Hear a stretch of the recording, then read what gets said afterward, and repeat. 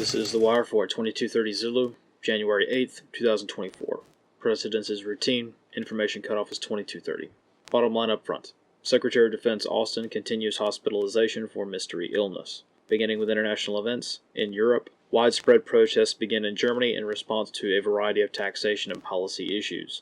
So far, significant traffic disruptions have been reported in Berlin as the largely farmer-driven protest begins in earnest. On the home front in the United States, following the depressurization incident experienced by Alaskan Flight 1282, mass inspections of the Boeing 737 MAX 9 platform have been underway for a few days. So far, United Airlines has reported finding loose bolts on several of their aircraft in the same section of aircraft that failed on Flight 1282. In Texas, developing reports indicate that a few minutes ago an explosion occurred at the Sandman Hotel in Fort Worth. So far, many injuries have been reported. Analysts comment.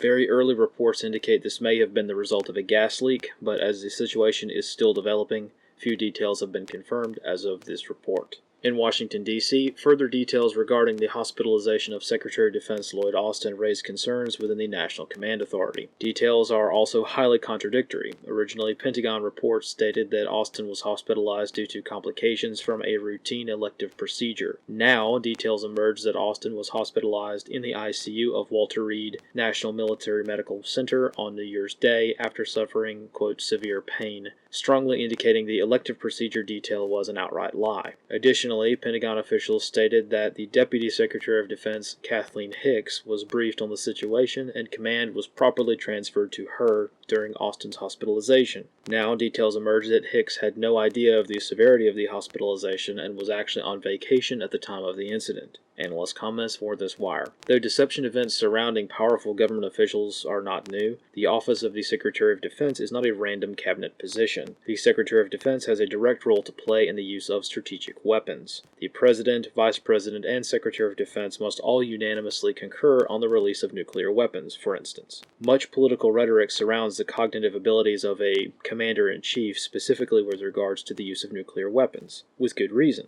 However, one of the men who also has to concur with the President's orders went missing for 4 days, and the staff of his deputy knew nothing about it. As such, this is no minor game of hooky. Even more concerning are the basic questions surrounding who was acting as Secretary of Defense for several days, and what actions the staff officers of the SecDef and the acting SecDef undertook during this crisis of command. This concludes The Wire for 2330 Zulu, January 8th, 2024.